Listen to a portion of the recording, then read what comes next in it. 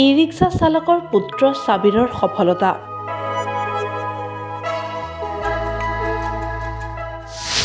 High school শিক্ষান্ত পৰীক্ষাত সুখ্যাতিৰে উত্তীৰ্ণ হৈ উজ্বলাইছে পিতৃ-মাতৃৰ নাম।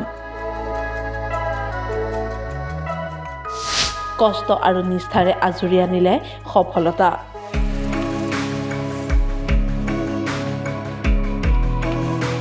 দৰিদ্ৰতা যে শিক্ষাৰ ক্ষেত্ৰত কাহানিও হেঙাৰ হৈ থিয় দিব নোৱাৰে, তাকে আখৰে আখৰে প্ৰমাণ কৰিলে কোকৰাঝাৰৰ এইগৰাকী যুৱকে। অতি দৰিদ্ৰ পৰিয়ালৰ সাবিৰে কষ্ট আৰু নিষ্ঠাৰে আজি এই সফলতা অৰ্জন কৰিবলৈ সক্ষম হয়।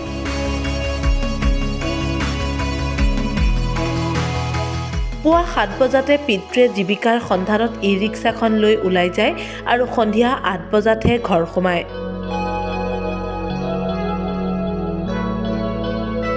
এনে এক কষ্টকৰ পৰিৱেশৰ মাজতে সাবিৰ আলী শ্বেখে চলাই গৈছিল পঢ়া-শুনা।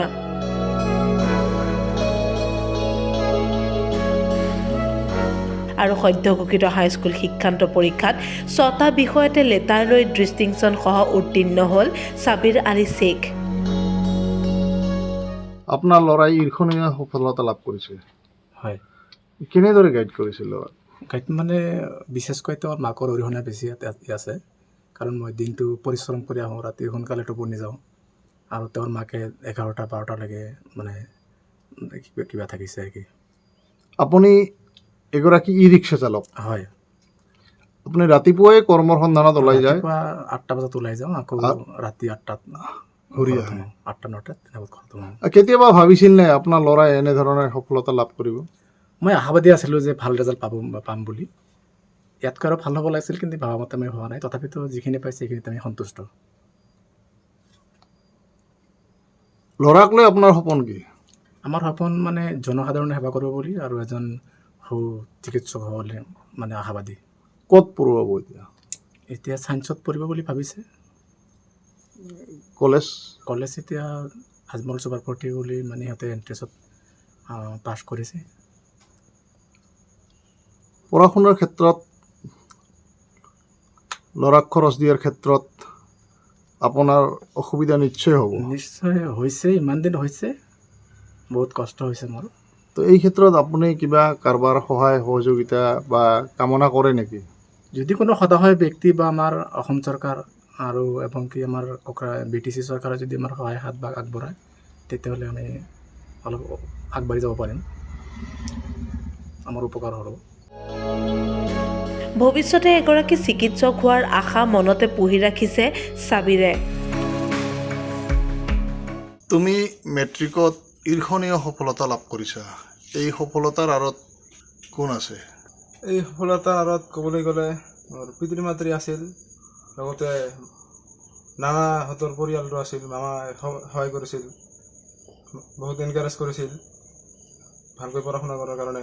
মাকেও বহুত কষ্ট কৰিছিল, ৰাতি মোৰ লগতে থাকিছিল, উজাগৰে থাকিছিল। আৰু ক'ত পঢ়িছিলা তুমি? মই ভটগাঁও জাতীয় বিদ্যালয়ত পঢ়িছিলোঁ। তোমাৰ পিতৃ এগৰাকী ই-ৰিক্সা চালক, বহু কষ্টৰে তোমাক পোহপাল দিছে আৰু তুমি আজিৰ এই পৰ্যায় পাইছা। ভৱিষ্যতে তুমি কি হ'ব বিচাৰিছা? ভৱিষ্যতে মই এজন চিকিৎসক হ'ম বুলি আশা কৰিছোঁ। এতিয়া ক'ত পঢ়া শুনা কৰিম বুলি ভাবিছা? এতিয়া আজমল চুপাৰফৰ্টি পঢ়িম বুলি আশা কৰিছোঁ। ক'ত? আজমল চুপাৰফৰ্টি। কিমান ঘণ্টাকৈ অধ্যয়ন কৰিছিলা তুমি? অধ্যয়ন কৰাত তেনেকুৱা নিৰ্দিষ্ট সময় নাছিল। যেতিয়া সময় পাইছোঁ আৰু পঢ়িছোঁ, 8ৰ পৰা 10 ঘণ্টা মানে আছিল, আৰু এইটো মিনিমাম। তোমাৰ হবি কি? হবি বেলেগ কিবা নাছিল, আৰু কিতাপ চিতাপে পঢ়িছিলোঁ আজৰি সময়ত। আজৰি সময়ত কি কৰি ভাল পোৱা তুমি? তেনেকুৱাতো আৰু বেছি খেল ধেমালি কৰা নহয়, কিতাপ চিতাপে পঢ়োঁ, আৰু উপন্যাস বা তেনেকুৱা ধৰণৰ মেগাজিনৰ। উপন্যাস, গল্প কিতাপ কেতিয়াবা পঢ়িছানে? পঢ়িছোঁ। তোমাৰ ভাল লগা এখন উপন্যাসৰ নাম কোৱাচোন। যেনেকুৱা আছিল আপোনাৰ অঘৰী আত্মাৰ কাহিনী, মামৰে ধৰা তৰোৱাল। তোমাৰ প্ৰিয় খেলুৱৈ কোন? প্ৰিয় খেলুৱৈ তেনেকুৱা বিৰাট কোহলি হয় আৰু ক্ৰিকেটৰ। তুমি ভৱিষ্যতে কি হ'বলৈ ইচ্ছা কৰা? ভৱিষ্যতে এজন চিকিৎসক হৈ জনসমাজৰ সেৱা কৰিব বিচাৰোঁ। তাৰ লগতে এজন মেডিকেল প্ৰফেচাৰ হোৱাৰ আশা আছে। এই আশা ফলৱতী হ'ব বুলি তুমি ভাবানে? মই সম্পূৰ্ণ আশাবাদী এই আশা ফলৱৰ্তী হ'ব বুলি। ছাবিৰৰ এই সফলতাই এতিয়া আনন্দিত কৰিছে পিতৃ মাতৃৰ লগতে গাঁওবাসীকো। কোকৰাঝাৰৰ পৰা ধনঞ্জয় নাথৰ ৰিপৰ্ট, টাইম-8।